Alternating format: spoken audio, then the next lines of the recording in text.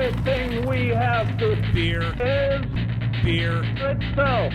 Beer. So many choices. Only no function beer well without. Woohoo! Beer!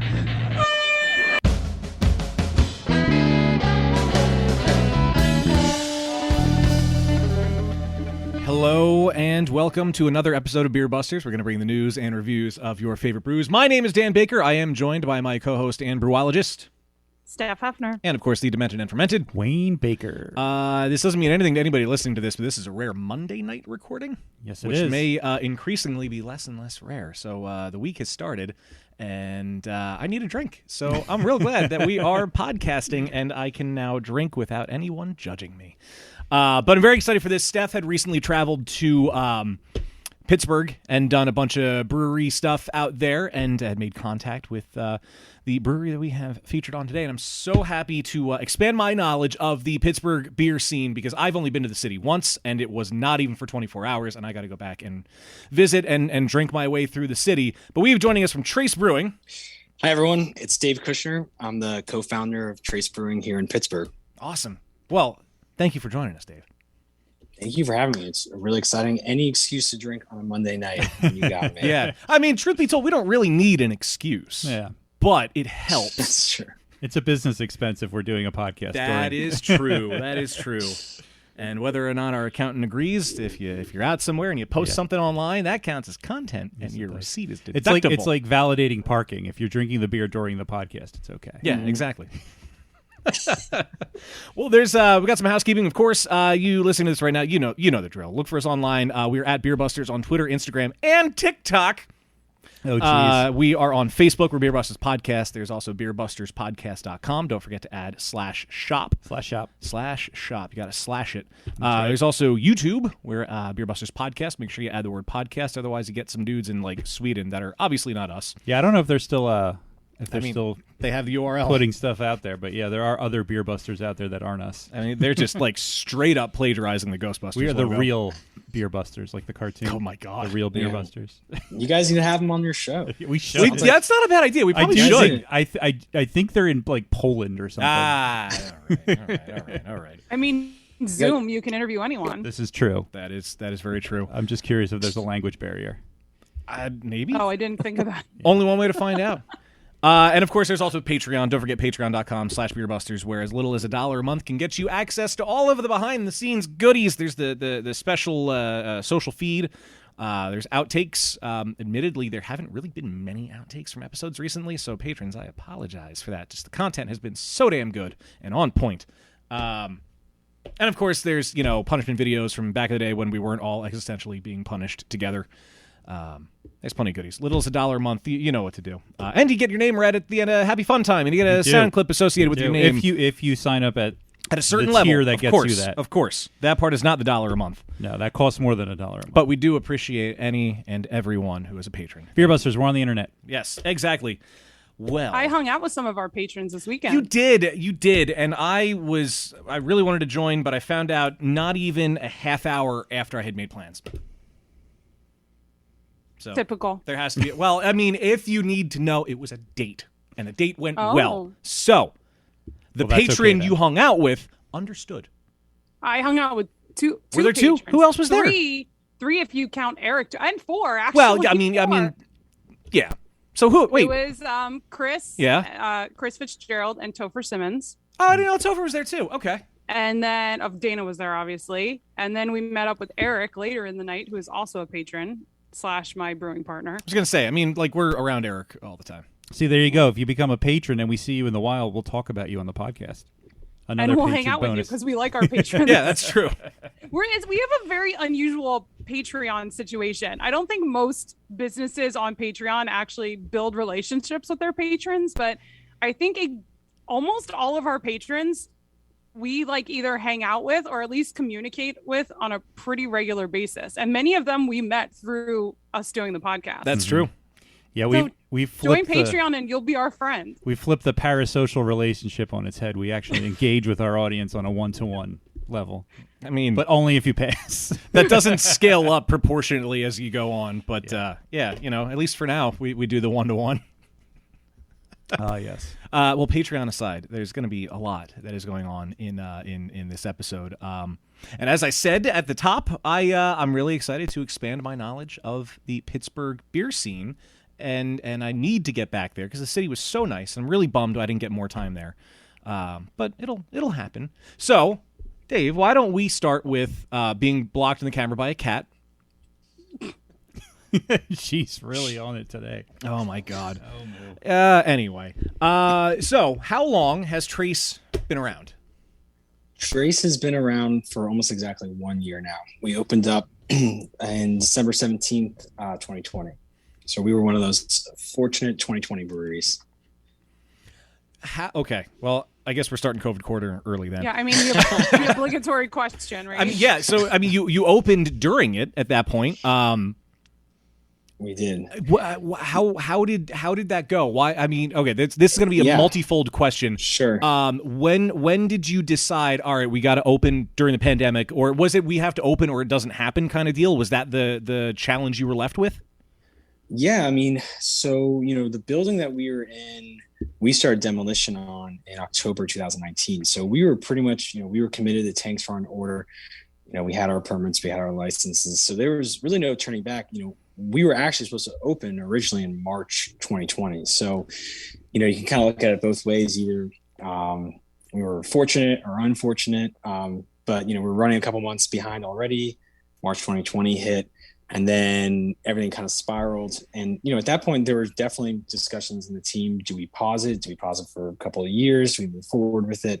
And everyone agreed that, we should definitely move forward with it. And by the time we opened in December 2020, we just opened for beer to go. Even though in Allegheny County we could open our doors at 25%, we decided it was still a little crazy. We did beer to go until March 1st of 2021, and then we opened at 10% occupancy, and then slowly got up to 25%, and then 100% June 1st. So we, our team was amazing, especially our front of house staff, constantly pivoting.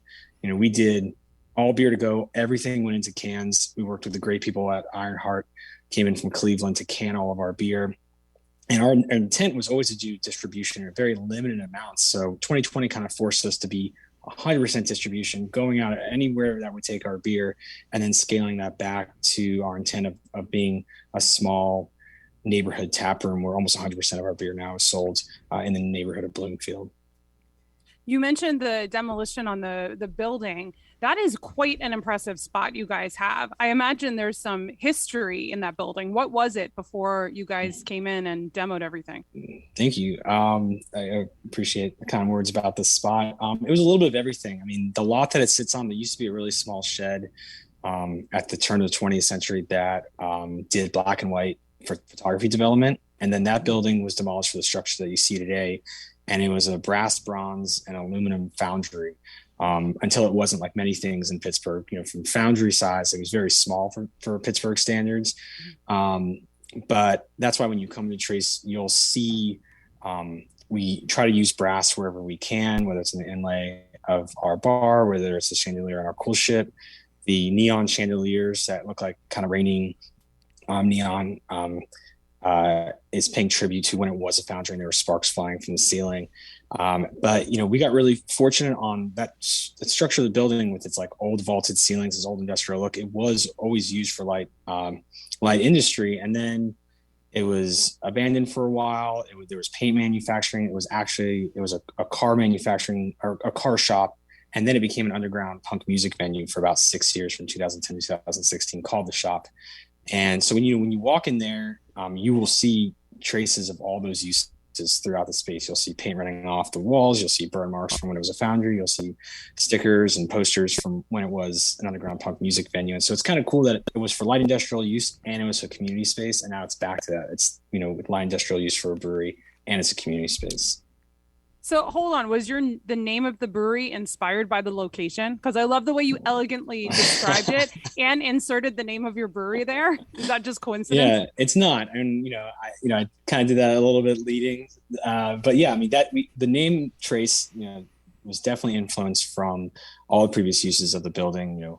Like I mentioned, our intent was always to be a small brewery, taproom, coffee shop in the neighborhood in Bloomfield. We wanted people to take pride of all the previous uses of this space. And so when you kind of walk through and you see the traces of all those uses, we didn't want to cover them up. If anything, we knocked down walls to expose the original structure as much as possible, took off the old stucco facade, exposed the original windows. Like, our hope was that someone would walk into that space saying, my father worked here, my grandfather worked here, and this is why there's marks on this wall, or this is why there's a crane over here, and really kind of spark stories of its previous uses.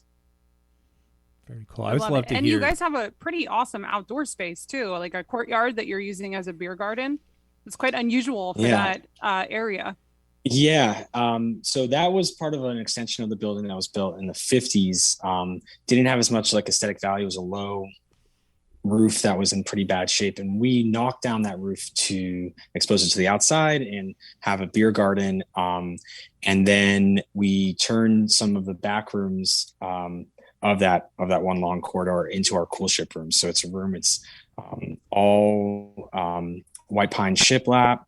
It has a 15-barrel cool ship, and then when we're not using it, there's a tabletop that goes on top of the cool ship, and 12 people can sit around and share beers. We only use that room for beer production 3 to 5 times a year, but it's also then now a community space. And as far as we know, and please, if anyone knows and corrects me, I always like to say, as far as I can tell on the internet, which is obviously a very large space, it's the only cool ship room in the world that is both public facing and allows the public to sit in and drink beer in when it's not in use. So we're pretty proud of that room. Like I mentioned, it's a beautiful brass chandelier from the 1950s in there. That would be a fun place to have a nice intimate party. It is great. Sit around a table that's actually a cool ship. That's yeah. a very Yeah. cool. Mm-hmm. Well, when I tell people when they're coming in, they're like, "What's this room?" I'm like, "No, it's a cool ship room." And everyone's like, maybe it's my accent. Everyone's like, they think I'm saying cool shit room, and it is a cool shit room. Shit in that room. I was like, "What happens in the cool shit room?" And it's like, cool stuff. But a lot of people who aren't familiar with it, it's one of the intents of the room is to expose people, to wild beer, to spontaneous beer, both in what they can drink, but that they can watch the process. When we make these beers in January and February, it fills the room with steam. You can be in the beer garden, watch this process take place, and then, drink that beer in 2 or 3 years, and then be able to sit there. And, a lot of people look at the stainless base of the table and perhaps they just think it's aesthetic, but, we try to invite people in and explain to them that this room, and now they are a part of making beer in that space. Now, you mentioned your accent. Through the world of the internet, I learned that you're actually from South Florida. I am from South Florida. And then you made your way through DC, and you have some brewery connections in Boston, which is, as many of our listeners know, my first dive into craft beer was in the city of Boston. And then now you're in Pittsburgh. So do you want to talk a little bit about your personal journey and how you ended up in Pittsburgh? Sure. Yeah. I guess we have something in common. Then that was my first dive into craft beer, was in Boston. But like you mentioned, I was born in Miami, Florida, and grew up on the Southwest coast in Fort Myers. And I still have family in Southwest Florida, and I have another brother in Atlanta. I've always been the most northern of the kids. I love the snow. I love the change of season. Love visiting Florida, but obviously I've been living there since I was 18. Went to school in Washington, D.C., and then moved to Cambridge, Massachusetts, where I lived for 10 years. And my first job out of college was at a craft brewery there, John Harvard's, which was in, the original one in Cambridge, Massachusetts. And I was a bartender and stayed in close contact with the brewers there. It was a two-person team, and ended up going to law school, got a law degree, came out, and I was working 3 days a week, but needed something to round out my Mondays and Fridays. So I reached out to the team there. This was, 5 years after I was a bartender, and said, look, I know nothing about making beer.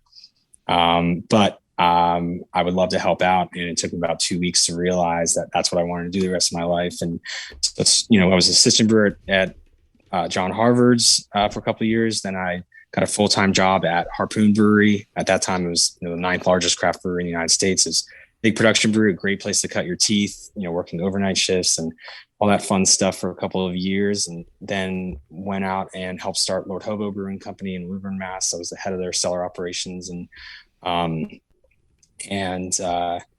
then formed a company with my good friend Joel, who worked at Harpoon and Lord Hobo with me, and we opened up our sister brewery, Remnant Brewing, in Somerville, Massachusetts in 2018.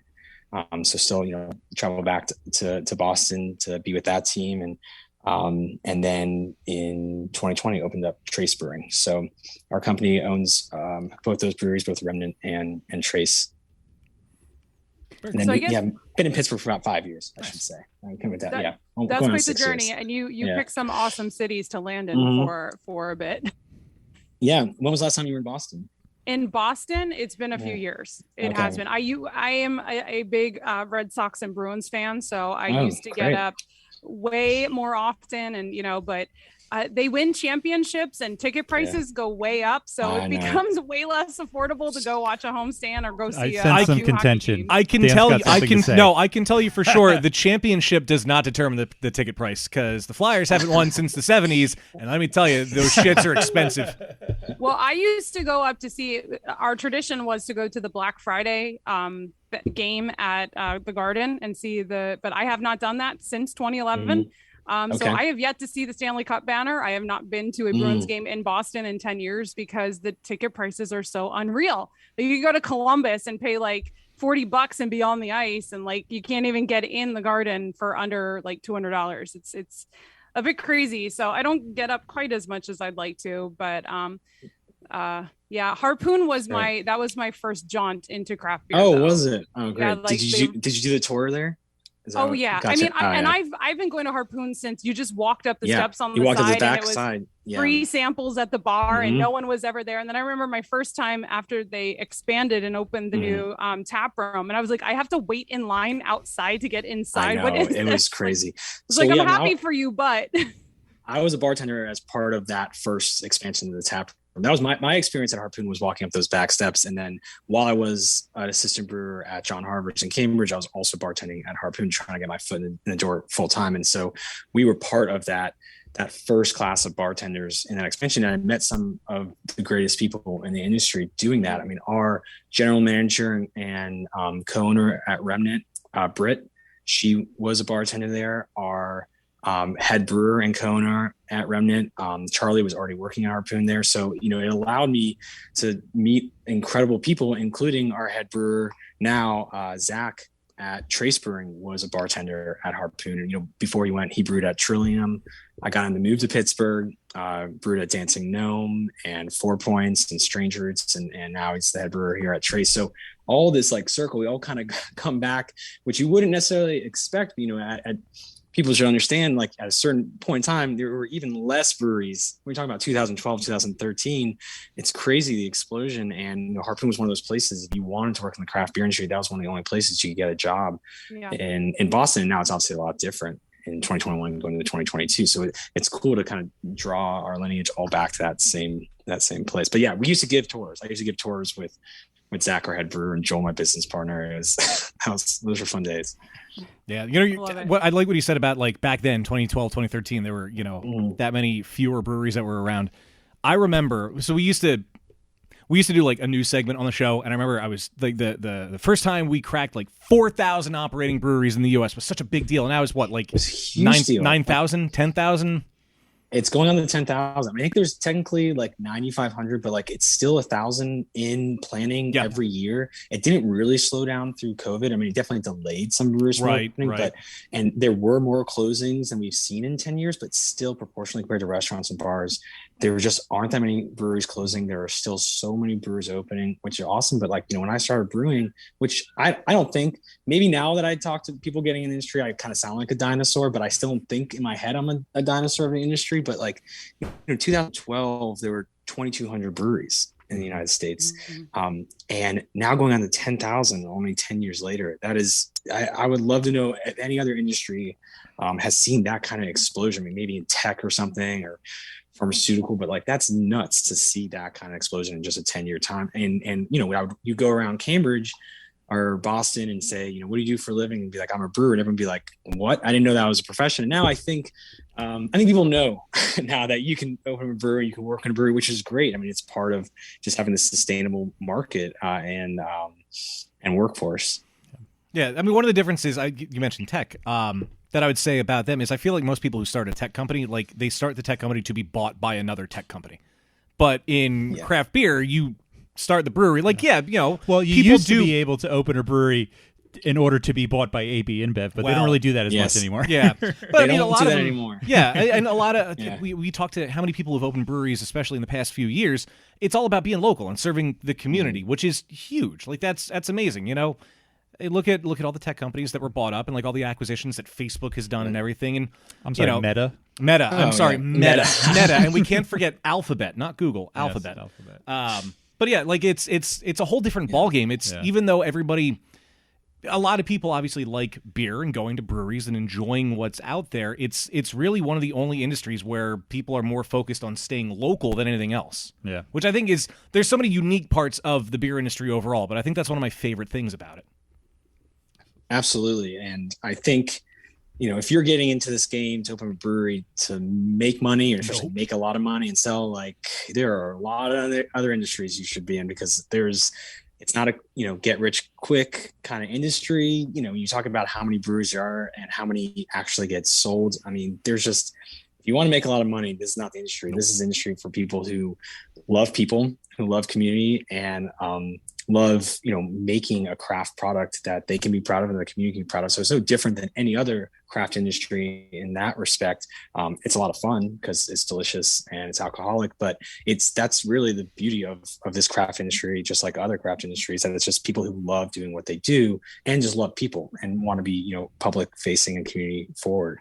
Yeah, I'd be interested. Those are not just words that you're saying, like, and I enjoyed my my visit to Trace. The beers were really tasty, but honestly, the thing that inspired us to reach out to you and talk to you is the way that you and Trace are impacting the industry right now and pushing to make a change and support your community moving forward. And one of the big ways that Trace is doing that is with the vocational program. So obviously, I want to spend some time talking about that, and I kind of like to start with, did you open Trace with knowing that was one of the main missions of this brewery, or what inspired you to include this vocational program?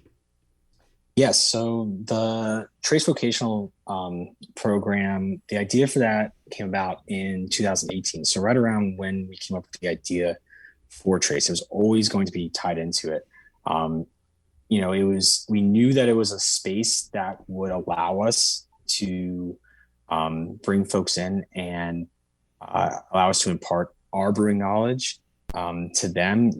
Remnant, our hope one day is to be able to do something like the vocational program there, but the space is very small. It's a difficult brewery. It's only about 585 square feet. So there's not a lot of room to allow someone who's completely green to learn efficiently and learn safely. But Trace, once we found the space, it was always part of the plan. And once we were sure on this location in Bloomfield that we were definitely going to incorporate into it. And so, 2018 is when we kind of came together as a team saying, hey, this is something we would like to be a core part of our plan. And it's our way of affecting change in a very large industry. I think a lot of people now are figuring out what can they do to affect change. And I definitely want to motivate other brewery owners and brewers and staff to just think about what they can do. And for Tracers, like, well, this is something that we're able to implement.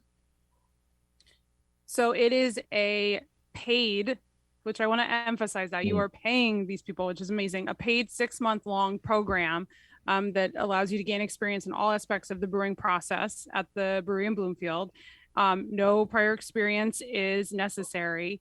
And I love that on your website, it says we are committed to diversifying the brewing industry, and we encourage women, people of color, and LGBTQ people who share a passion for the industry to apply for this program. And it sounds like you have had an overwhelming response to this opportunity.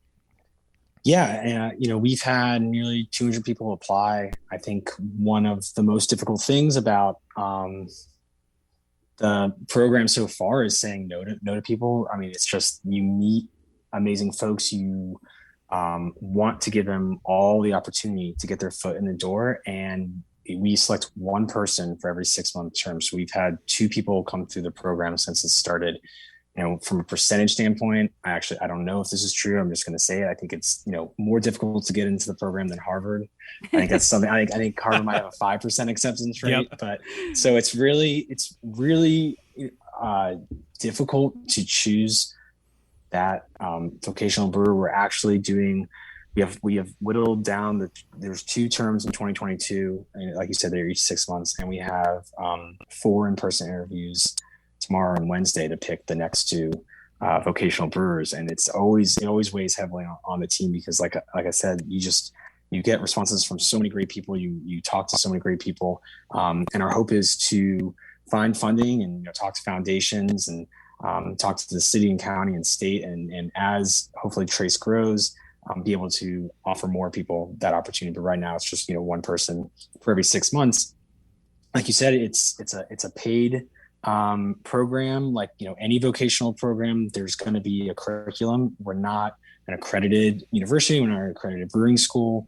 It's going to be dissimilar from something like Berkeley or Siebel or perhaps a university that offers a program. But we reverse engineered our curriculum, which is, readings and books and online podcasts, YouTube videos, all the things that our brew team, which, collectively we have nearly 30 years of brewing experience between me, Charlie, and Zach.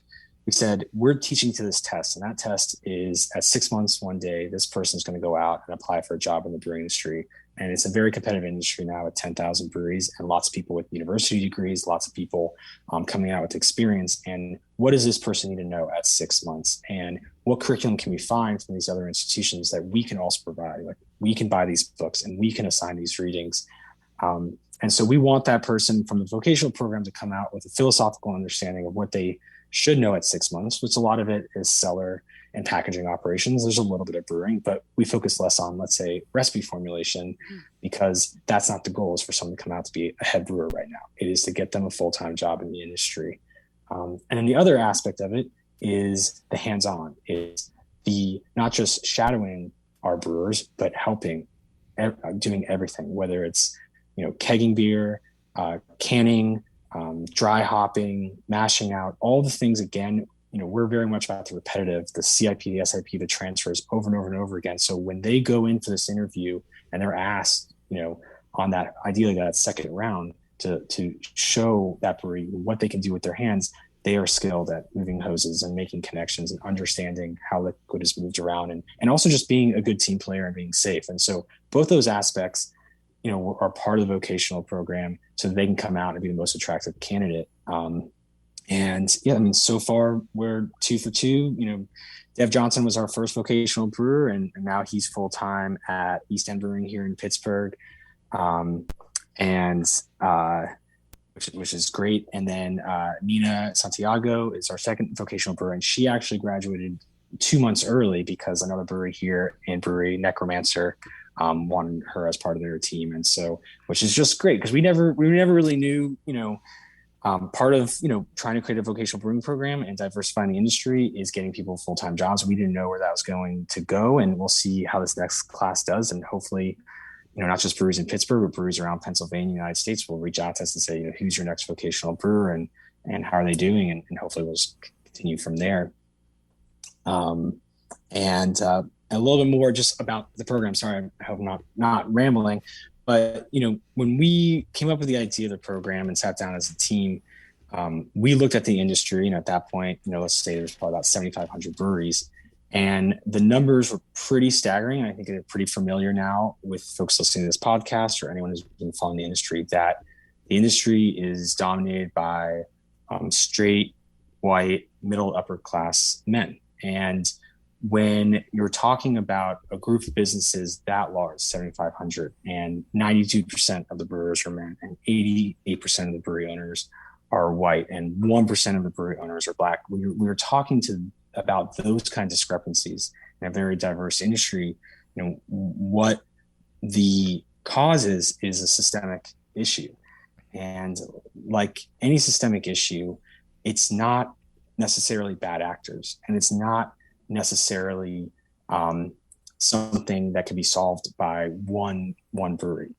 I think when you look around at the brewery owners I know and the brewers I know, of course there are going to be owners and people who and this is unfortunately true, who are racist or bigoted or chauvinistic or sexist or whatever that is.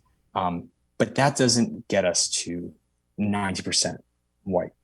What gets us there is inherent flaws in the system and obstacles to access to opportunity. And so when we created the Trace Brewing vocational program, we looked at what are the barriers to entry and how can we eliminate those barriers? And one was paying people. Like many folks in the industry, the only way to get in is to work for free on a canning or kegging line. But working for free is a privilege. It allows someone who has the time to do that, someone who has the money to do that. So immediately we're like, it has to be paid. Even if it's not a lot of money, we have to allow someone to at least leave their full-time job or work part-time here while they're getting this education to move on. The next thing was we were very careful about the language we were using in posting the ad. You'll see when you look at things like probrewer.com that, it's like you have to be able to lift 165 pounds, or you have to be able to put 55 pounds above your head and do all these things. And for us, and especially someone who's been brewing 10 years, it is a physically taxing job. But what we heard from a lot of our applicants who applied, and specifically women, is that language like that would scare people from applying because they don't fully understand what that means. They think about lifting 165 pounds like, can you lift it in a gym? And just because you can't move a keg day one, we can teach you how to use your body and how to strengthen and how to use the right technique to do everything that we do. I mean, I'm not a big person. I've worked with both big and small people, and you have to make sure that in the language that you're using in the industry, that you are not excluding people by accident. And that's something that we were very clear on. And then we were very proactive with our language that you said about, which is we really wanted to invite these underrepresented groups and let them know that they are welcome at Trace and that they are welcome to apply. And that immediately had an effect throughout so many applications. We heard, I'm specifically applying because I feel comfortable, because I feel welcome in this space. And that was, another barrier to entry that we were able to eliminate. So, I think there were some other barriers to entries that, might come to my mind, but those are really the big ones that we try to reverse engineer, saying, why is this industry so skewed towards this one group of people? And what you, I think, hear from a lot of brewery owners, and again, I'm not saying that these are bad actors, is they say, I want my front of house staff, I want my back of house staff to be diverse, but these people are not coming into my door to apply. If they did, then I would hire them. But that's a very reactive response. In order to diversify, in order to change the industry, we need to be proactive. And you need to go out into these communities and make sure the job postings are not just on your Facebook and Instagram. We worked with community groups to make sure that they were getting to the right places. Make sure that your language is welcoming. Make sure that your environment is welcoming. And the other thing that we hear is like, well, these folks are just not interested in these jobs. And even if the vocational brewing program is, seen as a failure 5 years from now or whatever else, I think the one thing that we can say is success is that from our 160 people that applied, and they applied from all over the United States, and they applied mostly here in Pittsburgh, a massive amount of them were women or Black or LGBTQ+, that these folks are very interested in having full-time jobs in the industry. And so we can dispel this notion that they're not interested. And we have the data now to show that. It's a good lens to look through, especially when you try to reverse engineer, why aren't the underrepresented groups, necessarily applying more of these other breweries. And I love that you're taking that into consideration from the start, especially, as many things have come to light, and as much as we're all trying to push for inclusivity across the board, especially in the industry, it's amazing to hear, somebody that's in this position that offers this thing to think, well, why is it, 90%, upper middle class white guys, like you had said, there has to be a reason why it's mostly them that are in there. And you're right. It's not that nobody necessarily wants to apply for these jobs that are in the group. It's just the opportunities may not have been afforded to them. So I love that you are completely embodying the idea of inclusivity from the get-go. This is incredible that you're doing that. Man, I think that is the most inclusive attitude I think I've heard. Not even just in the beer industry. It's just like you're trying to fix the problem without even necessarily calling it a problem, but you're obviously saying there is an opportunity, and you are pushing for that change right out of the gate. Man, my hat is off to you. Thank you. I really appreciate it. It's really nice to hear, and I think you nailed it on its head. Is that it is, what are the factors that are in the way to just the opportunity? It's not just, you still need folks who are willing to hire underrepresented groups, but so much of it is these groups don't even have the access to that opportunity to learn the necessary skill sets. So it's kind of like this death spiral that we're in. And a lot of the applicants that we hear, and a lot of the folks that I talk to in the industry, say that, they walk to a brewery, talk to the owner, and the owner wants them, but they have to work for free, just like everyone else works for free. So immediately, that's not an opportunity. That is not something that this person can afford. Because when we talk about diversity, just some of the things we had on our website, Black, women, LGBTQ+, those are just some of the underrepresented groups. What we were also talking about is socioeconomic classes, that it's middle and upper classes that have the privilege to work in this industry. And also from an educational standpoint, going back to these probrewer.com classified ads, this idea, you see it all over the place, and there's a huge spectrum. And we're talking about entry-level jobs here. We're not talking about head brewers. We're not talking about head of the lab. We're talking about entry-level jobs that are in classified ads throughout the United States brewing industry, are calling for either a high school degree or a college degree, and sometimes even a graduate degree, or specifically a degree in brewing. And that's not to call out any of these brewing schools, but like, to go to some of these brewing schools, it could be $2,500 a semester. It could be $10,000 a year. It can be very expensive. And that is immediately going to exclude a socioeconomic group of people, which then also trickles down to different underrepresented groups of people. And this, brewing, I have a law degree. Like, I wish I had an engineering degree. If I could go back in time, do I wish I would have studied microbiology in college? Of course, that would be awesome to have. But you look around the brewers, there are people who went to med school. There are people, obviously, with law degrees. There are people with no high school degree. There are people, and this is a craft. And like any craft, you learn it by being in the space and learning from other people who have done it before you, whether it's, electrical craft, whether it's plumbing, whether it's woodwork, whatever that is. And so we specifically said in our post that you do not need these degrees, to let people know that, like, you can apply. And we don't need a cover letter. We don't need a resume. We are looking for someone who is inspired, who clearly wants to be in this industry. This is not to say that there's anything wrong with it. Not someone who just wants to learn more about beer, or get a sense of something cool to do after college while they're looking for another profession. They don't know what to do. Like, these are people who it is so clear that from everything they've done up to this point in life, like, if given this opportunity, they would be in the industry the rest of their life, but they've never been given that opportunity. So we want to make sure we let people know that, like, you don't need any of that. If you're a home brewer, that's great. It doesn't move the needle. It just, if anything, it just shows your dedication and that you love this industry. But we get a lot of people who aren't home brewers. I mean, Nina Santiago, our second vocational brewer, she came from box retail. She'd never home brewed. She knew a little bit about beer. She was mostly inspired by her wife's family owns a vineyard.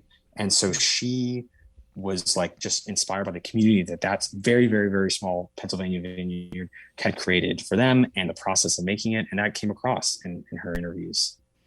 Such I think cool it's program. also important to mention that not only are you encouraging diversity within the industry, but around the industry as well, because you're not just a brewery that hangs a pride flag or brews Black is beautiful and puts it on Instagram. Like, you are showing your community that change is important to you, and you're creating a safe space for people that just care about other people, or don't feel cared about, or don't feel like they have a space. So even if it's someone that just wants to go hang out and drink beer with their friends, or have coffee, because places that have beer and coffee are get double stars from us. But you are showing that commitment and showing how important this is, and you're creating a safe space. So it is bigger than just the people that are applying for these positions. It's way bigger than that, and I hope that you realize that. And to what you said, Steph, about it being a safe space, like not only are you including people, but it's a safe space because you're paying them for their time too, which is huge. You're right. I mean, it's to be able to work for free is a privilege in and of itself in some ways. Like I interned at a radio station for years. I worked for free for 4.5 years, and yeah, I had cool experiences, but it's like saying you're getting paid in exposure. Like, cool, I was on the air. I was on a major radio station for the morning show a couple of times. They needed like a stunt from an intern or whatever. That's all well and good, and I remember that very fondly, but, you know, I also had bills to pay, and I was working 3 other jobs at the time. Exactly. I mean, that's really unfortunate. I'm sorry you went through that. I think anyone who is, you know, work for free, it is, you know, sure, you get exposure and you get knowledge, but it's an incredibly degrading experience.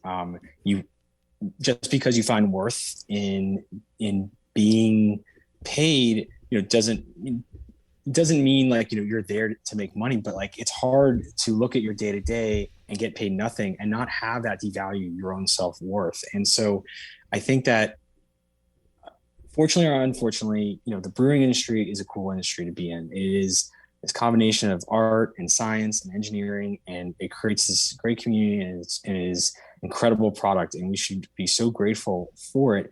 But, you know, when I have this conversation, I like to, you know, think about it, and I ask the person, you think about this objectively, and let's change some of the words when we talk about the brewing industry. If you told someone to come in to a for-profit business and stand on a production line for 8, 10, 12 hours, and they were going not only not get paid, like you might pay them in the product and you might pay them in like a pizza dinner. If that was sneakers, or if that was t-shirts, or if that was some other product, we would be up in arms as an industry that people are standing on a production line, helping a for-profit company with their margins. And my feeling is, you know, sometimes you hear from people, it's like, well, these are mom and pops places, and their margins are tight, and they're just looking for people to help on a canning day. And it feels very heartless to say this, but like, you're a business, and if you can't afford to can or to do whatever it is, and you can't pay people, then you shouldn't be in business, or you shouldn't be doing those things, because it's not fair to those people to stand on that line and get paid in pizza. That is an injustice, and we should be ashamed of that as an industry that occurs. And people aren't ashamed enough, because it's so cool to be able to walk away with this fresh beer, and there's always going to be people who are willing to do that. But when people are willing to work for free on a canning line, it hurts our entire industry. It brings our pay down across the industry, and it devalues our products from a human level. Yeah, and not to disparage anybody who, you know, we've had a bunch of breweries that have been on, and they get help from their regulars to, you know, bottle a special release or to work the canning line. Like, that's great that they're willing to do that, and it's great that the regulars and the people who volunteer for it are up for that and are okay with being paid in the beer. And I feel like that's kind of a fine line to walk down, because if they're okay with doing that with their own time and not making money off of it, then I guess that's kind of like, you know, that's their choice. But at the same time, like, that takes a potential job away from somebody else. Exactly. And a potential opportunity. And that's right. kind of where we come from. And I would never, you know, I'm not coming across here to speak ill will of any other brother or sister in this industry, right, or any other brewery owner. Like, everyone has their own view on things, and I can't understand a financial pressure or some other reason that someone's going to do something. So I don't pretend to know the right answer or look down on that. So I definitely don't want to come across as that. Of course. But I think you answered, you know, exactly what I was going to say, which is that it is so cool to have regulars that want to do that. But if they're not going to work in the industry, then there are so many people out there that would love the opportunity to stand on that line and to be paid. And then to use that experience to go out and better themselves and better this industry as a full-time job. And that's kind of where we're at Vocational Brewing Program. We get so many emails saying, hey, look, I just want to get my foot in the door and I will work for free. And my response is always like, first off, don't devalue yourself. Right. Never tell someone you're going to work for free. That is not something you should lead with. Like, let them talk you down to working for free. Exactly. Yeah, sure. Don't lead with that, because, you know, that's not a good negotiation. I will pay $3,000 for that. Well, I was asking $100, but okay. And then second off, you know, that you know, you don't want to work. You don't you want to better this industry, you want to be a part of it, then let's find another way for you to be part of this. And maybe it's not the Trace Vocational Brewing Program, but let's sit down and have a beer, and I will try to give you any advice I can give you beyond working for free. But that is always something, you know, we've always kind of put our foot down, because we've all been there. We've all worked for free, but we came from a place of privilege to do that, and we're trying to change the industry, at least on that front. And you know, for us, it's not like we pay the vocational brewers a lot, and we're trying to find funding to pay them more. I mean, all the funding that we get from a foundation would be going directly to just paying people more on that hourly basis to be part of the industry, and then to show foundations and to show institutions that other breweries that want to start vocational programs, which is really the intent of the Trace program. We're not trying to be protective of it. If they can't afford to pay people to give them opportunity, then they shouldn't. The brewery shouldn't. A foundation should, or a state grant should, or you know, there are plenty of workforce grants out there that go to other industries that can go to the brewing world. And so if you're looking to pay someone $15 an hour to be on the canning line, what I would say is work with your community, go out and get these grants, go out and talk to these foundations, and then pay that person $15 an hour. It's not even coming out of your pocket, but you're doing something that's bettering the community. And that is awesome that you have regulars that do that. But I think it's something that a brewery owner needs to decide what is really better for the overall community. The direct community, that's really fun to have those people, but they should just come and drink and not work. And the people who want to work should be given a job and be paid for it. Definitely. Yeah, that's very true. Would that be your recommendation for other brewery owners that may want to try to implement a program like this? Would to be to seek out grants or possible monies that they can get?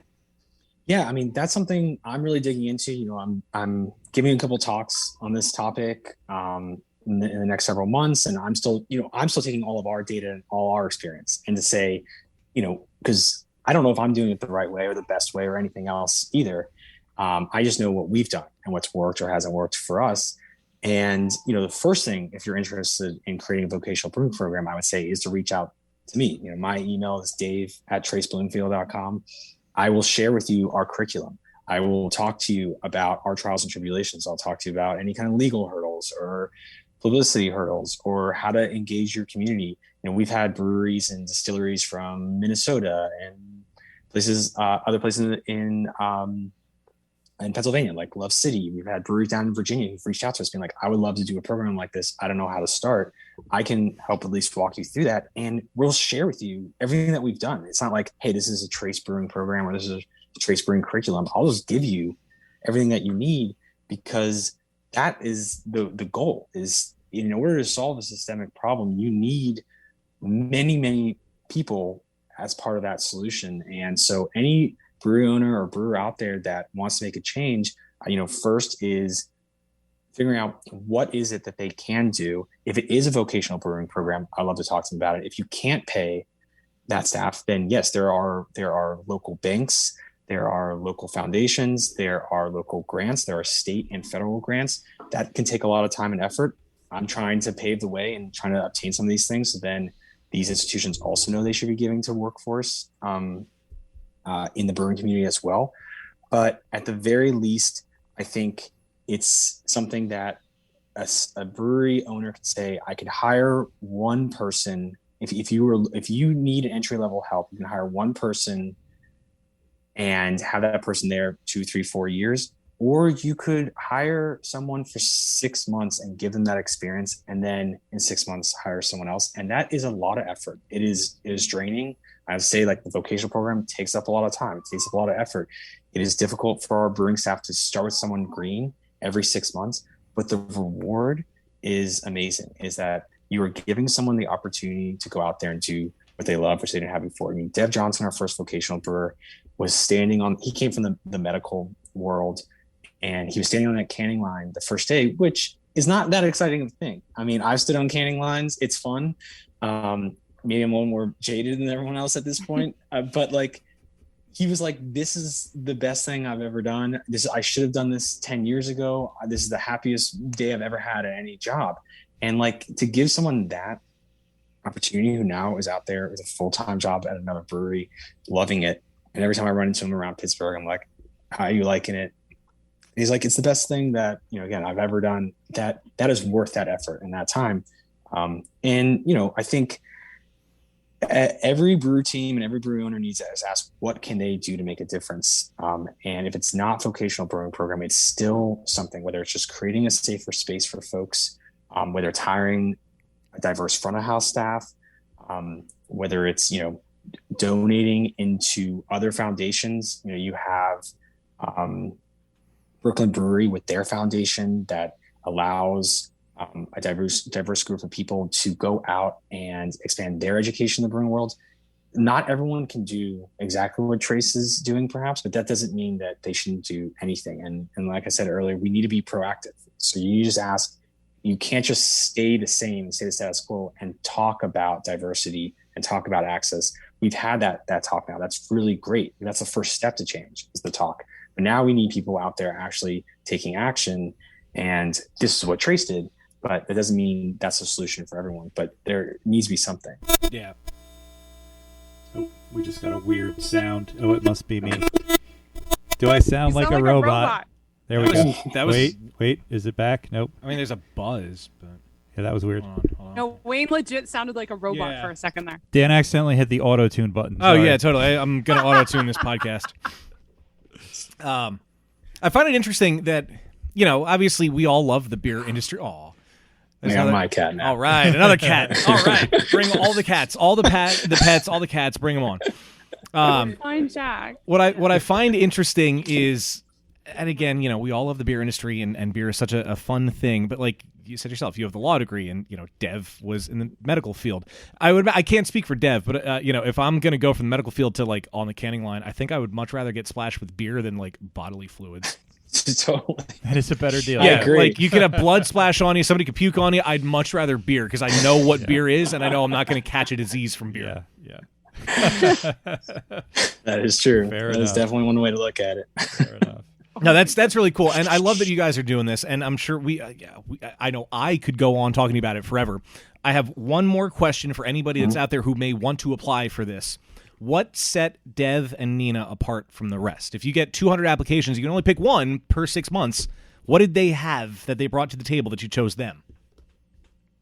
Sure. I mean, it's a really difficult, loaded question. It's not like I can Sorry. say, no, it's a great question. I mean, it's awesome. It is because we don't take resumes, we don't take cover letters, because you don't need a specific background. I get asked a lot is like, how do you choose that person as a team? And it's really abstract to just say, it will be clear to you those that are either disinterested in this or semi-interested in a brewing career. Again, we get a lot of applicants, and this is not to anyone who applies is taking an incredible risk and really should be commended for trying. So I don't want to speak ill will of those who are applying who just say, hey, I love a beer, I would love to understand more about it, or I think this would just help me when I go to breweries to appreciate what brewers do. That is really cool. And if you're trying to expand your knowledge of beer and how beer is made, there are other avenues for you. It's just not the Trace Brewing vocational program, because again, the point of the vocational program is to find someone who wants to be part of that industry. Right. And so as you even get 100 applicants, it starts to become clear in those applications, the people who say things like, I have applied to jobs, or I go into breweries and I have tried to get my foot in the door, but here are the obstacles that are there. Or I get really moved by inspirations, about stories about, family. I grew up helping my mom or dad homebrew. And it is something that, now that I do it, I know it's something I want to do the rest of my life. And it brings me closer to my memories of my family. And there are stories throughout that it inspires something in you to say, this person is trying to get in the industry for the right reasons. It's not someone who necessarily is like, I want to own a brewery in a year and make a lot of money, or I want to work in an industry where I can drink all day, or whatever else that is. It's You can open a brewery and make a lot of money within a year. yeah, great. That's But news you to me. hear that. I know that. But you hear those things from people. And again, it's nothing wrong. I mean, you could maybe do that. But it's like, if you're trying to find people to, diversify and better the industry, you also want to just find, good people who are clear that, like, if given this opportunity, this is really what they want to do. And a lot of the other questions are like, are you sure? Because, like, the pay isn't great and the hours are long and it's very, mentally and physically taxing. And you can just see it in their eyes. And when you talk to them that this is an industry that they want to be a part of, and, there are certain, stories throughout that, really resonate. Dev, who's a Black man, born and raised here in Pittsburgh, talked about how he would love to bring to the brewing industry different, flavor profiles and different spices and ingredients from growing up in a Black home and eating Black meals. And that's perspective as a white man that I don't have. And it was really interesting, to hear that and to think, okay, when you have an industry that the brewers are 92% white and perhaps grew up in white kitchens and eating food that might be different from Dev, perhaps our beer isn't as diverse as the people who work for it. And by just bringing in a different voice and bringing in a different mind, immediately it just got my mind thinking about, like, having someone like this in the industry who was already inspired by his mom's cooking and how that might be different than someone else's cooking because of their background, really stood out to us and the team. And it was such an interesting perspective to have. So that's a long-winded answer of there is no answer, because if I just said, say these ABC things, you're in. Yeah. It's really not that. It's just some people have incredible stories. Some people, just have incredible love of things that it's very clear. Like, we have some folks who have applied to this one who just run, like, fermentation stations in their kitchen. They ferment anything that they have. And you can just see that, like, when they talk about it, that they will bring that same passion that they have at home to the brewing world. And that's what you need. You really need someone who, like, can find love in the boring and the mundane, or to really nerd out on these things. And that can translate. They might not have brewing skills, but, like, we can take that passion and that inspiration and we can then give them the skills and knowledge to go out to have a brewing career. And so we kind of look for that. We ask those questions like, what do you do in your free time? Or tell us about your hobbies. Or, it's not like if someone is a mechanical engineer, it's like, oh, this person is incredibly smart and they will understand brewing. Yes, that is very clear, but will they be a great brewer? I think that's a little bit more intangible. Yeah. And it's not to necessarily say that it was a long answer to say that there is no answer to it. It just, it drives home the point that it is very much a case-by-case situation. And, just tell your truth. Tell your truth. Yeah. And, you're going to listen to the truth. And it's nothing against anybody who doesn't get selected. Like, that was even like jobs, I had to learn early on that it wasn't a personal thing. You got to do what's right for the business. You got to do what's right for them. It's always a subjective call, and there's nothing wrong with that. There's nothing wrong with it. And the thing is that, anyone who doesn't get it, I'm willing to sit down and help out with. We had this great applicant. She made it into the final interviews. She wasn't picked. Her name's Katie. And, I told her my advice about getting into the industry, and now she has a full-time job at Dancing Gnome down the street. And Dancing Gnome's one of the greatest, breweries in the United States right now. Yeah. It's one of the best here in Pittsburgh. They're great people. And now she has a full-time job. And that's awesome that, like, her path wasn't the vocational brewing program, but her desire was very clear. And when I sat down with her, I was like, you are going to get a job. Like, it will take patience, but, like, it is so clear that you want to be part of this industry. And then now she's at Dancing Gnome, and that is awesome. And so anyone who doesn't get it, definitely, and anyone's listening to it, that shouldn't stop you in any kind of way. Right. From getting into the industry. It is so difficult that we can only pick two people. So, there's many, many different paths in for sure. Yeah.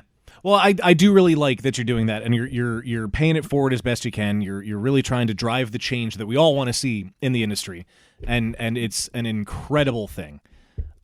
Dare I ask, though, is it time? Is it happy fun time to play a game? Okay. It can be happy fun time. I don't know if I've had enough to drink yet. This is why, as much a beer podcast as this is, I poured a healthy pour of bourbon before we started. Yeah, I've been smelling it. I've been smelling it the whole time. Cheers, Internet, and welcome to Happy Fun Time Games, the podcast trivia segment that operates exclusively in the cool shit room. We are joined today by Dave Kushner, co-founder of Trace Brewing out in Pittsburgh. Thanks so much for joining us. He will be competing against my co-hosts Dan and Steph for absolutely no prizes and nothing but bragging rights in Happy Fun Time Games. Now today, I am doing something new and different. I'm out. Today's game isn't a game we've ever played before, and it has nothing to do with beer or alcohol at all. Oh, God. I've thrown it all out the windows because it's the holiday season. Do you smell toast? I don't smell toast. Okay. I smell bourbon. I've been smelling bourbon the whole podcast. You want me to? I can keep this over here. I'm No, so it sorry. smells nice. I All right, like the good. way it You're smells. damn right it smells It nice. smells very nice. Also, this is going to be on YouTube. I can't drink on camera on YouTube anymore, right? Is that a thing that they put into motion? I heard that recently on a podcast or something. Oh, I don't know. Obviously, I heard it on a podcast. It's true. It's got to be true. I have no idea. Do whatever you want to do. I don't care. All right. Well, I mean, if you have to like, I'm put going to drink. All right, cool. Yeah. I mean, Go if you have for to it. put like a smiley face over me drinking the bourbon, go Sure. ahead. I don't care. Sure. Give me more work. Just to like do. put a smiley face over my face in general. It's fine. Empty. That's a like, problem. I don't even have a beer to That's drink. a problem. Eventually, we're going to play this game. What is it, you ask? It is a general Christmas trivia game. It's a Christmas movie and music trivia game. Oh boy. So you're going to have to bear with me with the mechanics here because it's the first time of trying this format. This is all very new and different. I'm going to try not to get lost, but from past experience, we know that's probably not going to happen. I'm probably going to get lost at some point. So what I have trivia questions about 3 different classic Christmas movies. A Christmas Story, Ugh. Home Alone, and Nightmare Before Christmas. Well, That's a Christmas movie. I also have Halloween miscellaneous Christmas music questions that are just sort of like general and random. So the way it's going to work is whoever is up to answer the question first is going to pick what category they want, what movie you want to answer question for, or if you want to answer one of the music questions. Now, there are multiple choice options for all these questions, but I think I'm going to introduce a new mechanic, which means that is the first person to answer the question. If you can answer it without hearing the options, you get a bonus point. oh. So if you just okay. know the All right, answer all right. and you're up to answer the question first, you can get a bonus point if you want to try to answer before the options are given. Does that make sense? I think so. All right. We'll figure it out as we go. Also, I have a total of 13 questions, which is way more than we're actually going to do, or we'll be here my for the God. rest of the night. So I don't know how far we're going to go in the game. Maybe we'll go around the horn twice or something. We'll kind of feel it out. But this is a very fast and loose edition of Happy Fun Time Games. But we will begin, as we almost always do, to my left, with Dan for the first question of the game.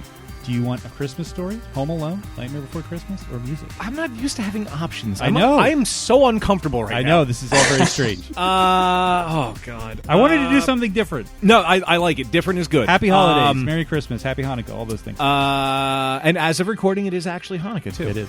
It is. I think I will go with music. Oh, going with the music. That means I have to scroll all the way down to the end of the document. Sorry. Okay, miscellaneous music question number 1. Here we go. What pop Christmas hit was released in 1984 but did not rank in the charts until 2017? Oh, wait a minute. All right, I want a chance at the bonus point. 84 would have been. I'm going to say Christmas Wrapping by the Waitresses. All right, Dan is saying Christmas Wrapping by the Waitresses. All right, I don't know how I'm going to write this down. Christmas Wrapping. Okay. Christmas Wrapping by the Waitresses. Steph, you get the multiple choice options. I don't get multiple choice then? No, you get to, if you're going to guess. Oh, shit. I thought you were going to tell me if I was right or wrong. Well, no, 'cause and then they would I know. got the multiple You see, choice. If you were right, you then seem they would pretty know the confident. answer. Because they're all going to answer the question, too. Shit. All right. That's okay. It's okay. We'll figure it out. So Dan is saying Christmas Wrapping by the Waitresses. Steph, is it Last Christmas by Wham, Christmas Wrapping by the Waitresses, It's an option! or Thank God It's Christmas by Queen? I will also mention, if you gave me the wrong answer, I was obviously going to make it an option for everyone else. Have you ever watched Press Your Luck? That's how this works. All I know is no whammies. Am I supposed to shout no whammies? No, it's not going to Is there going to be an animated whammy bow or whatever the fuck it is? Steph, Last Christmas. Wham. All right, Steph is going with Last Christmas. And finally, Dave, Last Christmas, All right. Christmas Wrapping, or Thank God It's Christmas by Queen. I'm going to say Queen, because because I feel like maybe 2017 was when the movie was Oh, released. So maybe shit. that That's has a something to do good with it. point. Okay. Interesting answer. Incorrect, though. Steph was right. Shit. It Damn it. is, in fact, Last Christmas by Wham. I did actually have Christmas wrapping as an option All right. already. All right, Mm. good. I would have faked Um, it if it wasn't. Side note, Jimmy Eat World did a really good cover of the correct answer of this song, of this question. Oh, okay. All right, Okay. good to know. Yeah, it was released in 1984. It spent 5 consecutive weeks at number 2 in the UK charts. And then in subsequent years, it was on the top 40 for several years. In 2017, it reached number 2 in the US, and it finally reached number 1 on January 1st, 2021. Oh. 36 years Oh, after no. its original release, the first time it hit number 1 in the charts. Last Christmas by Wham. I gave you my heart the very next day. You gave it away. Moving on to Steph for the next question. What movie or music would you like? I hate movies. Music. All right. I hate movies. Music question number... I guess we're just going to do all the music questions. Fuck the rest of it. Save it for Hate later. music. All right, here I we mean, go. Dave might be like a Home Alone expert. I don't know. Well, I actually included the music specifically because I was like, what if like there's people who haven't seen any of these movies or like don't know Nah, anything that's about fair. it? That's fair. So yes, your music question, Steph, is which band scored an unlikely Christmas number 1 in 2009 thanks to a public revolt against the winners of the X Factor? Do you want to go for a bonus point or do you want the options? What? 2009, unlikely Christmas number 1 thanks to a revolt against the winners of the X Factor. I just have Christmas wrapping stuck in my head now. I don't even know that song. I probably know it. Merry Christmas! Merry Christmas! Something this year. Oh, That I song. didn't know that's what that song was called. Yeah, I will very take catchy. the options. All right, the options are The Foo Fighters, Rage Against the Machine, Well, or BTS. Wait, does Rage Against the Machine have a Christmas song? I'm wondering the same thing. I will clarify. It doesn't seem very rage. It really does. I will clarify- It's very establishment. It's not necessarily a Christmas song. It just topped the charts at Christmas, specifically in revolt against the X Factor winner. In revolt. No, that I seems don't- kind of rage. I don't know why Rage would give a shit about the X Factor, though. Yeah. I will also point out that BTS, nowhere I in the mean, question did I BTS say it seems was the most band X who Factor, revolted. So I'm going to say BTS. You're saying BTS. Okay, fair enough. Dave, Foo Fighters, Rage, or BTS? I'm going to say Foo Fighters. Saying Foo, and finally Dan. I think Foo Fighters, because I don't think Rage has been on the charts since the 90s. Well, you got 2 Foos and a BTS. Everyone is wrong. Fuck off! 'Cause it was Sorry. Rage Against That the was- Machine. That was loud. That was really loud. I'm so sorry. You're gonna get a knock on the door from the cops. Yes. Wouldn't be the first time. Let me tell you. Let me take you back to 2009 and tell you what happened. No, don't take me back to 2009. Fair enough. Part-time rock DJ from Essex, England, John Mortar, was tired of the X Factor winners having an automatic Christmas number 1 single just by virtue of being the competition winner. You win X Factor, you have a Christmas number 1. You don't really have to try. He was sick of it. That, combined with a general dislike of Simon Cowell, led him to start a Facebook Understandable. campaign to deny that year's X Factor winner the top position. The campaign worked, and Rage Against the Machine's 1992 release, Killing in the Name Of of, course it was. won the battle for Christmas top spot on the basis of downloads. Because fuck you, I won't do what you tell me. I was supposed to see Rage man. in 2020. Oh, really? Oh, Didn't wow. happen now. Well, We're- did they Yeah. reschedule or We're is it coming out to canceled? Pittsburgh to see Rage in 2022. Oh, really? We had some friends that were going to see here in Pittsburgh. I was going to see it in Boston at Boston Calling. We got like their Saturday ticket, but I'm willing to see either one. We'll see.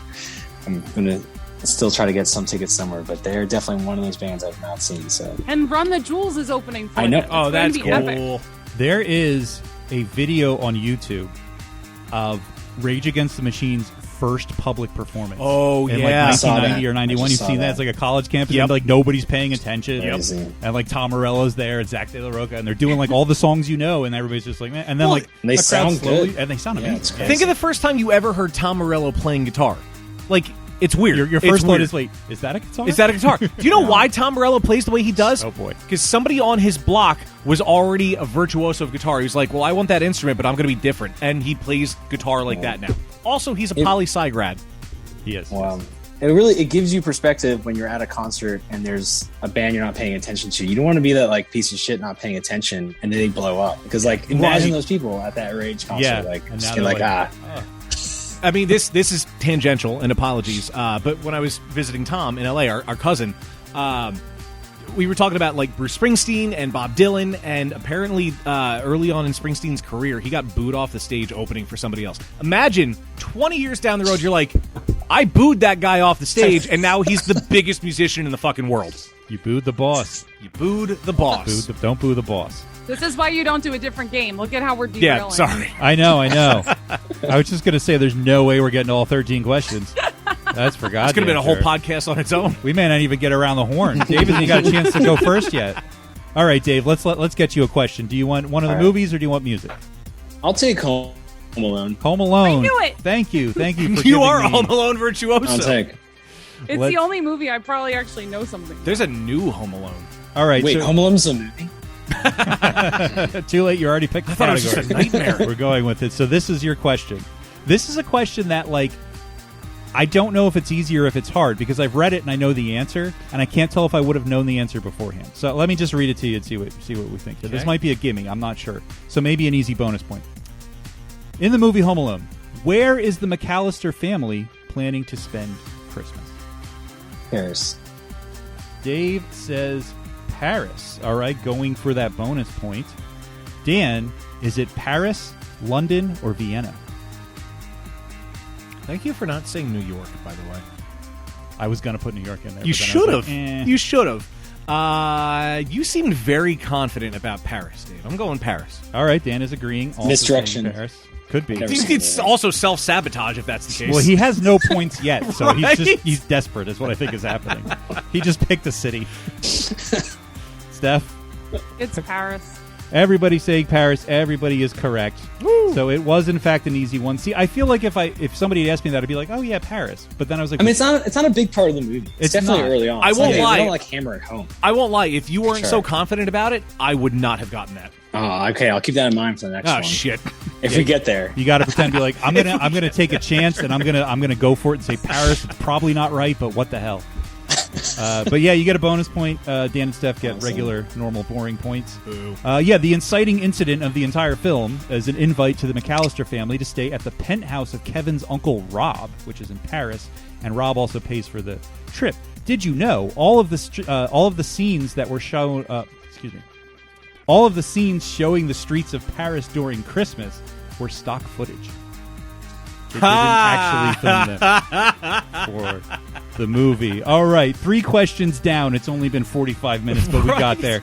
We're going to come back around to Dan. Pick All a right. movie or music. What were the movie choices again? I'm sorry. A Christmas Story, Home Alone, Nightmare Before Christmas.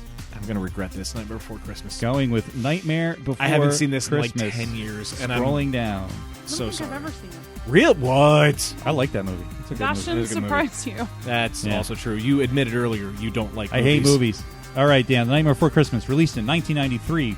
What is the name of Jack Skellington's spectral dog? Oh, fuck. Oh my God. This was a trivia question. Oh You my want a God. bonus Can I point, phone or a do you want? friend? No, I don't. Can't phone a I friend. need to go with the options, but I'm going to The kick options, myself. 'cause- okay. All right. Well, the options are Tombstone, Frankie, or Zero. I want to say Frankie. Dan is going with Frankie. Steph, what do you think? Tombstone. I don't think it's Frankie. Tombstone, We had Frankie, this as Zero. the trivia question like a month ago. I'm going to say 0. Steph saying 0. We got a Frankie. We got a 0. Dave, what do you think? I'll go with Steph's answer. 0. All right, both saying 0. You are both correct. It is in fact Oh. Damn it. 0. Yes. 0 also. I beat Dan at a movie question. Yeah, you did. He's I'll tell you after we're done recording why I haven't watched this movie in 10 years. oh, scandal. Probably Nightmares. have It's to not do with an really. X. It's not really scandalous. Yes, you're right. His name is 0. He's also known as Jack Skellington's cute ghost dog. Yeah, like it's a very adorably animated fake Yeah, dog. well, it's also a quote. Jack Skellington's cute ghost dog. He has a Rudolph-esque glowing nose, Yep. but his nose is a pumpkin. Did you know that? Oh. It's actually a glowing pumpkin, yes. If I say yes, I knew that. Can I have a bonus point? No. Also, even though he's a ghost, he still apparently breathes. There's a scene where he's asleep in his basket in Jack's tower, and his body moves up and down. I remember that scene. Yes, like he's breathing, so he's a breathing ghost. We got through 4 questions. Do we want to do more? Yes. All right, so we are on to Steph. Movie or music? Should I just go right to the music? All right. All right, we did Last Christmas. We did Rage Against the Machine. Moving on, music question number 3. Steph, in the 12 days of Christmas, how many ladies were dancing? As we all sing 9. the song in our heads. Steph going for the bonus points, saying 9. Moving over to Dave, is it 9, 7, or 11? Ladies dancing. 7. Dave is saying 7. We've got a 7 of 9. Am I wrong? Dan. I'm going to say 7 as well. Oh, both saying 7. Steph killed it and got a bonus point. Really? It is, in Wait, fact, I thought it was 9. 9 Lords of Leaping. 9 ladies dancing, 10 lords of leaping, Fucking 7 swans 8 of maids swimming, milking, 7 swans of swimming. 11. And Dinosaurs numbers, dinosauring? 11, Pipers piping. Pipers piping. I actually in did order. know I that can't earlier. Just say them. As pipers are wont to do, yes. 9 ladies dancing. All right, moving on to our next question, and we're up to Dave. Movie or music? Movie. Which one? Home Alone. Home Alone. Oh, Going no. for it again. He knows this movie. It's the only movie I've All ever right, seen. I've got another number-related question for you from Home Alone. How many siblings does Kevin McAllister have? Do you want the options? 8. Oh, going for the bonus point. Going with 8 with minimal confidence. Dan, Was it siblings? How many siblings? how many siblings does Kevin McAllister have? Is it 8, 4, or 6? You said you would make his answer an answer. Oh. I'm going to go 4. Dan going. It was a big with family, but I don't think it was all siblings. 4. Steph, I thought it was 0. that's not one of the options. Sorry. I don't remember these siblings. I guess I'll say 4 then. I don't know. All right, Dan and Steph both said 4, and they are both correct. Oh, 8 is wrong. I need a point. I needed It a was point. 4. Kevin in the movie is 8 years old. Maybe that's what confused you. I thought there was like a trip for like 9 people. Well, but he is the maybe it youngest. was like, He's the youngest of 5 children. His brothers and sisters are Buzz, Megan, Linny, and Jeff. But he also has 6 cousins. Yeah. Oh, okay. But not siblings. So that's probably what threw you off there. All right. That's what threw you off there.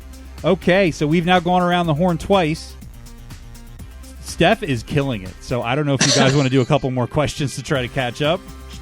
I'm in. This is fun. I'm in. All right, let's go around again. Dan, It's Monday. What else do we have to do? yeah, right. That's right. Mondays suck. We need fun. Longest game ever. Yeah, it is pretty long. We won't go too much longer. All right, Dan, movie or music? God damn it, music. All right, going with music. I'm going to run out of music questions soon. Let's see. We did Rage. We did. In fact, this is the last music question. This is the Mariah Carey. I only had 4. She is not deliberately not the answer to any questions because that would be too easy. Fucking Christ. Okay, Dan. Music question. Final music question. Astronauts broadcast which classic Christmas song from space in 1965? Oh shit! It was Bing Crosby, but what's the song? Oh god. What the fuck was the song? Do you want the options? Or do you want that sweet, Can I get sweet a half a bonus point? point for Bing Crosby if it's right? Half a fucking No. bonus point. Half a bonus point. There's no negotiating in Happy Fun Time. I don't know why you don't know this. I rule with an iron fist around the here. fucking hell? What was? Do you want the options or what? Or you just want to name a classic Christmas song? This is gonna drive me fucking crazy. Just give me the options. The options are Jingle Bells, White Christmas, or Silent Night. Did Bing Crosby do any of those? It's Mariah Carey. It's Mariah Carey. Carey. Oh, all I want for Christmas is Omicron Percy I ate. All I want for Christmas is a lunar lander. What was it? Jingle Bells, White Christmas. Silent Night. I'm gonna go White Christmas. Going with White Christmas. Steph, what do you think? White Christmas. Also going with White Christmas. And finally, Dave. If it is actually Bing, it would have to be White Christmas. You saying White Christmas? I'm trusting It's actually Bing Crosby. All right, everybody saying White Christmas based on Dan's insight, which was wrong. God damn it! It's not White Christmas. It's not even Bing See, Crosby. Wasn't it? Definitely, I said it. I'm assuming. I mean, he was really confident that it was Bing Crosby. No. Okay. It was Jingle that means Bells. he gets a negative point. It was Jingle Bells. Jingle Bells was the first song broadcast from space in a Christmas-themed prank by Gemini 6 astronauts Tom Stafford and Wally Schirra. On December 16th, 1965, after reporting an object that looked like a satellite going from north to south in a polar orbit, the astronauts produced a smuggled harmonica and sleigh bells and broadcast a stellar rendition of Jingle Bells. The astronauts sang it and accompanied that's cool. it with instruments they had smuggled onto the spacecraft. Why the? Maybe Bing Crosby was broadcast from space later. Maybe he was on the gold records that are on the Voyager things. No, that's just people saying like hello and I a think bunch there's of music on languages. there, Was too. there? I don't know. I love this idea that somehow they're smuggling things into the space. I mean, is that even a thing? It's like they literally need help getting dressed. Like, Yeah. where are they putting these I don't know. things? Well, and no like one's going through their stuff. when you send something into space, you meticulously account for like every milligram of weight because it's very Yeah, expensive. exactly. It's like, oh, here's my personal bag. Don't open it. And then it's like, cool. I'm not gonna open this thing. It's like I don't believe it. It's like, oh, there's like golf clubs and golf balls being, Well, yeah, you got to go smuggled. golfing There's on a the moon. harmonica. It's like, where are you smuggling this? Although I don't will believe say, it. Well, astronauts I are a mean- pretty crazy bunch. I wouldn't put much past Yeah. them. I mean, they are the most insane people. I mean, if you got to smuggle a harmonica and it doesn't fit in the bag, you just exaggerate your weight by like an extra pound. And Yeah. Okay, guys. Penultimate. I hope so.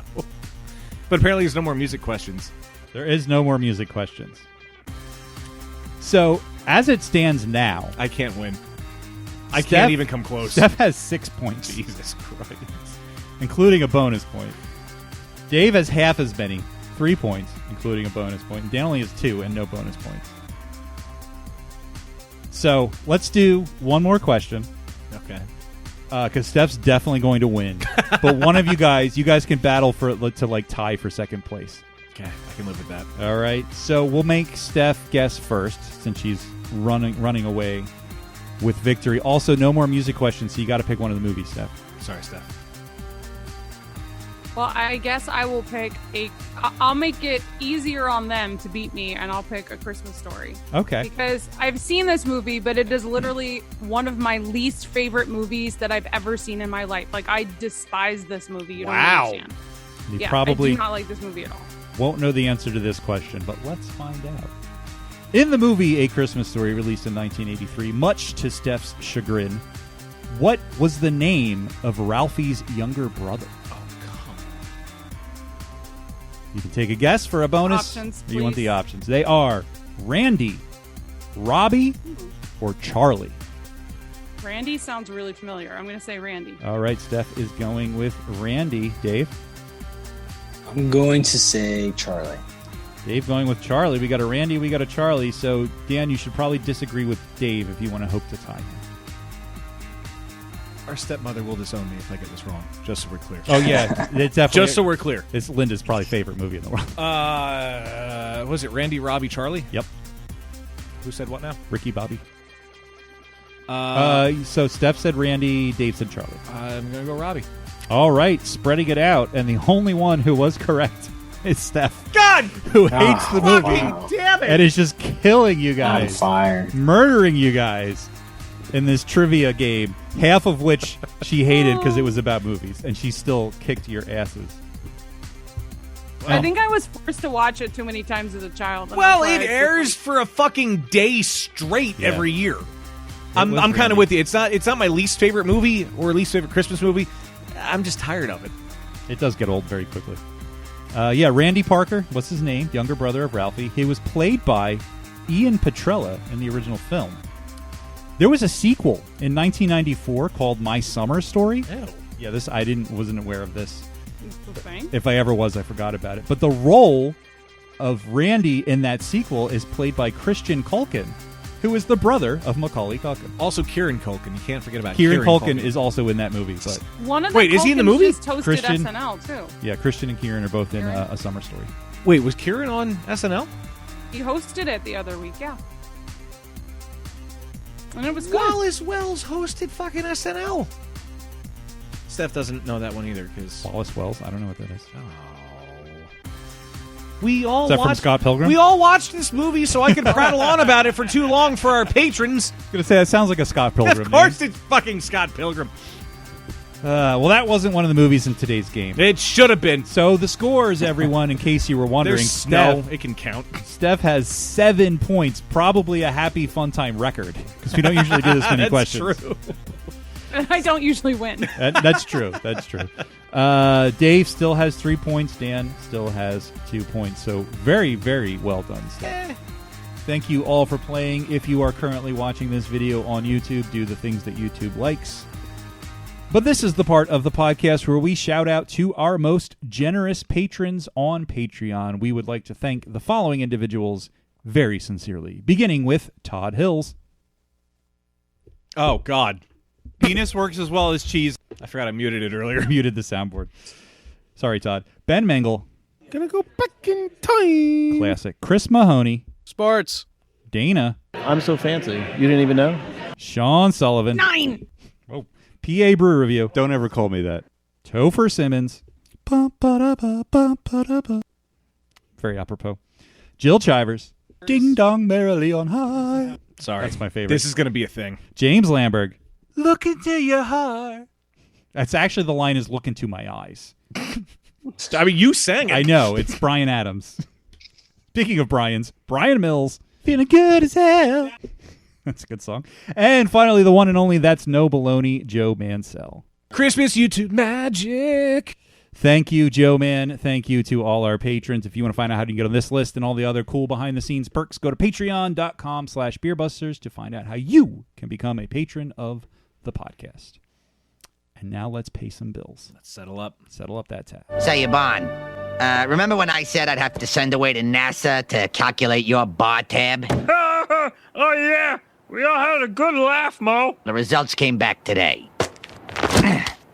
You owe me $70 billion. A few years ago, I tried to brew my own beer, very first time I'd ever done it at home, and it did not turn out very well. Things would have been very different if I had myself a Brooklyn Brew Shop beer-making kit. They've been empowering the kitchen curious since 2009, and these beer kits are compact, attractive, and easy to use. That keeps the space-strapped brewers in mind. You get the same ingredients at home as world-class craft brewers. There's no extract, no sugar powders. Just grain, hops, yeast, and depending on the beer, fun and exotic spices. Each kit comes with everything you need to make professional quality beer in your very own home. And you can even choose a kit for hard cider, wine, or sparkling wine kit too. If you want to get a little more adventurous, they have a new line called Farm Steady do-it-yourself food kits. For cheese, for fermentation, baking, foraging, and more, you get to make stuff at home that you would never think you'd get to do. Bagels and cream cheese, soft pretzels with beer cheese, fresh Italian cheeses, and sauerkraut. And if you visit bit.ly/beerbustersbrooklyn, you're going to get free and fast shipping on orders over $59. Again, that's bit.ly/beerbustersbrooklyn. That was fun. Thank you. That was.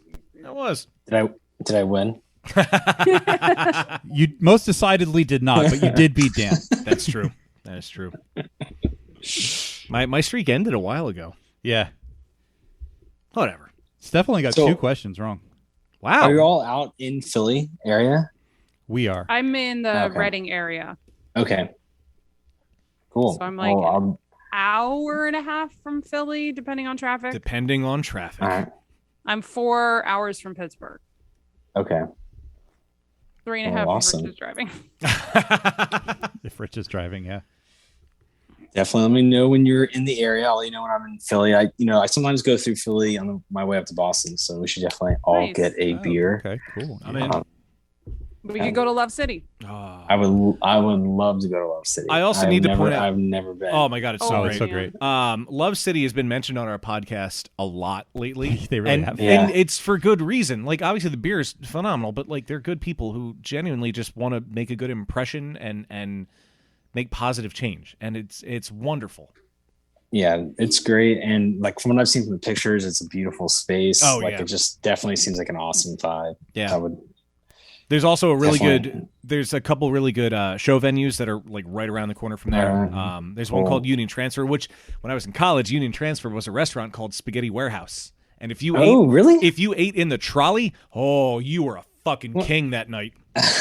There was Was just Spaghetti Warehouse like a chain That's in I, Pennsylvania? I don't know, and I feel like I've heard of other restaurants that like sounded close to that name, but I don't know if it was a chain or my independent. first night in Pittsburgh back in like 2003 when I was still in college, there was a Spaghetti Warehouse we went to because we were like 18 and maybe nothing it else was. to do. Yeah. And now that's Sinnerland's Brewing. Like that's where Yeah. Sinnerland's is in the Strip District. So like I don't know if that was like just a popular name or if it was a chain or Maybe It's a it was very chain. similar building though, so I wouldn't be surprised. Oh, yeah, That maybe it was. Cinderland's location is freaking awesome, by the It's way. awesome. For anyone that it's is really cool. heading to Pittsburgh, definitely check Yeah, it out. I mean, you know, I mean, you get to talk much about it on the podcast, but Pittsburgh just is blowing up with some amazing breweries. I mean, Sinnerland's obviously down in the Strip District in Lawrenceville, but you know, clearly Dancing Gnome has a new spot. Old Thunder just opened up 2 phrase next to us. Like, there's just been some great ones the last 2 years that have just been phenomenal. So we're What if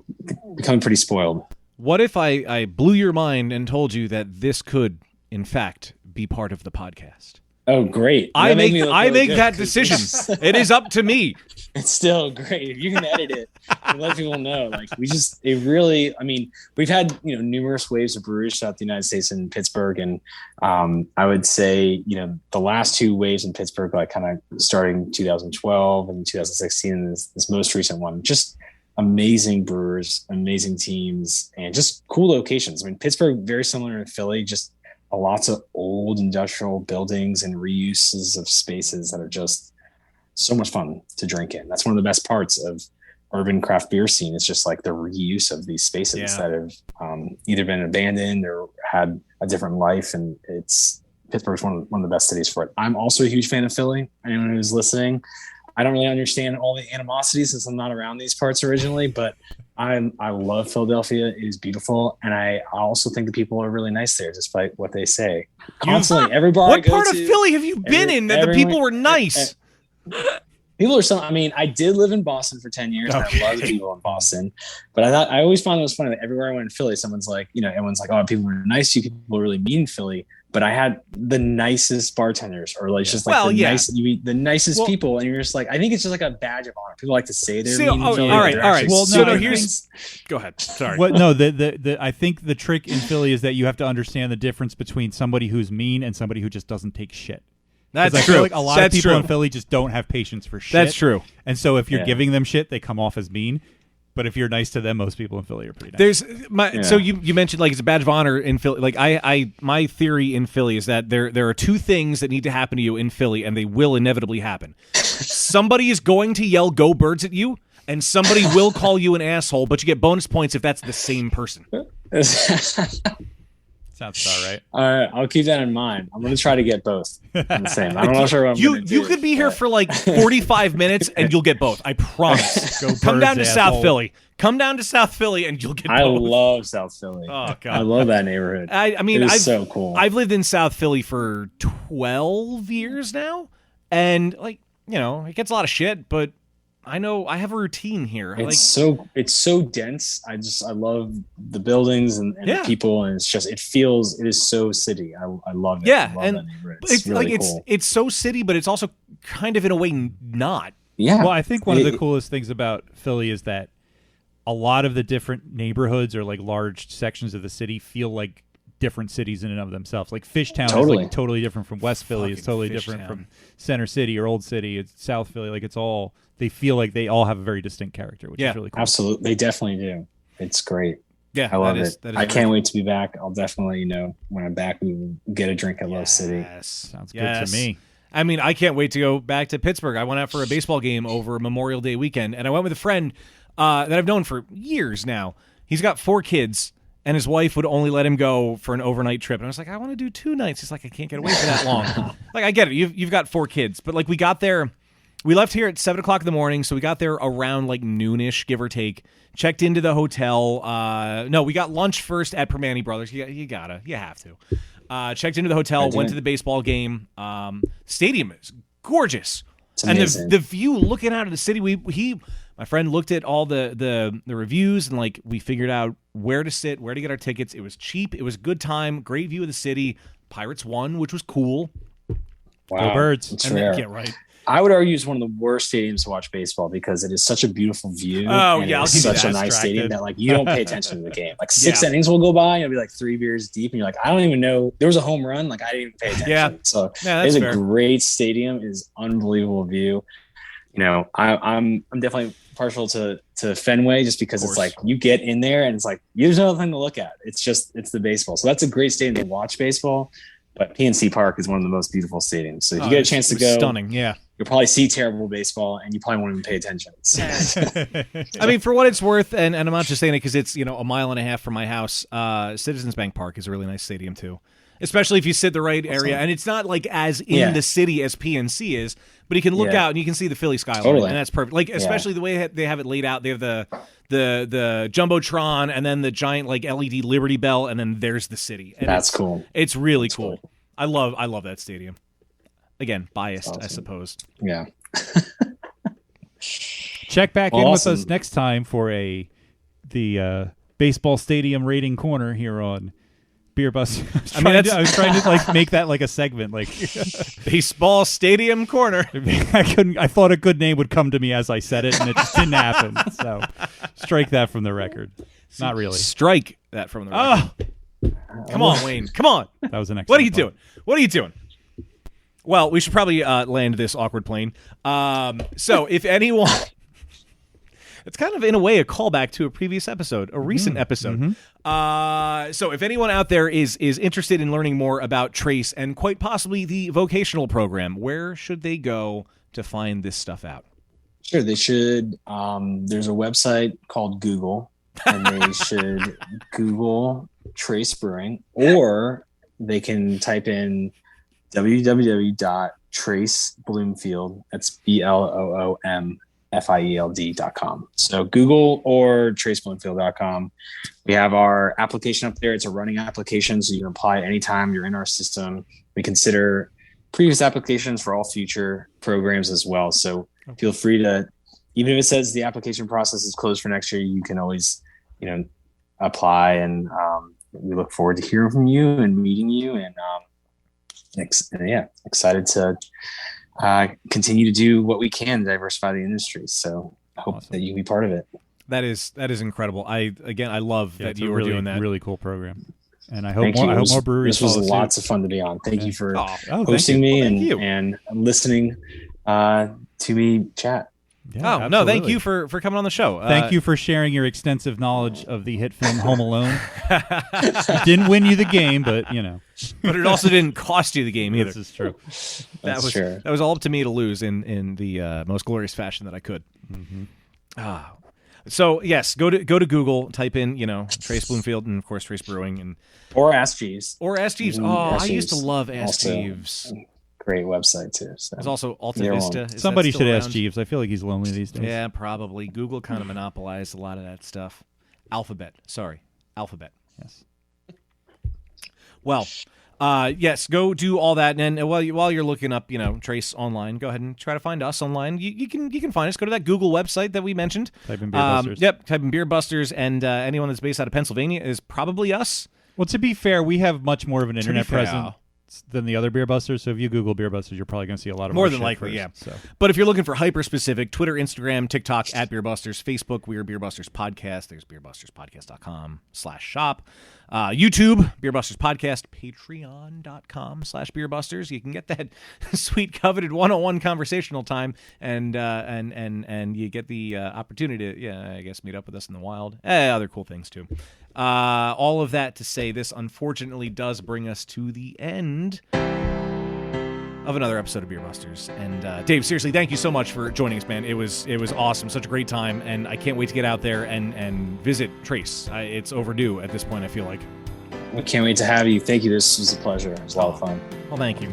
To you listening to this, remember, give us a rating and review on whatever podcast app you're listening to, but also do it for all the podcasts you're listening to. That's our currency, basically. Also, money is currency, but like internet and such. Well, I'm Dan Baker, joined by my co-host and brewologist, Steph Hefner. and of course the demented and fermented Wayne Baker, reminding you that money is currency. In fact, no squids were harmed in the making of this episode, and we'll see you next time. And the internet is a very large space. In case you didn't know.